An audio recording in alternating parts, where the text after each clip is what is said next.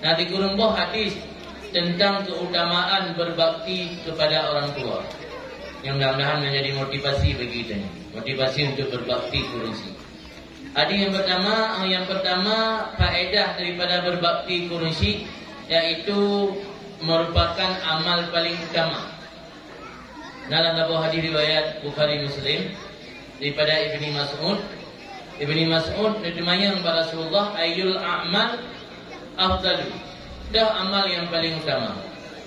Dijawab oleh Rasulullah, as-salatu ala miqatiha, sembahyang waktu. Kemudian kemudian yang tahalam. Yang kedua yang oleh Rasulullah, birrul walidain, berbakti kurungsi. Jadi berbakti kurungsinya posisi kedua oleh ibadah. Sembahyang ibadat pertama, yang kedua berbakti kurungsi. Dalam ayat itu mandum Allah ditempatkan berbakti kurungsi oleh ayat gelarang kusyarikat Tuhan. Wa qala rabbuka alla ta'budu illa iyyah wa bil walidaini ihsana.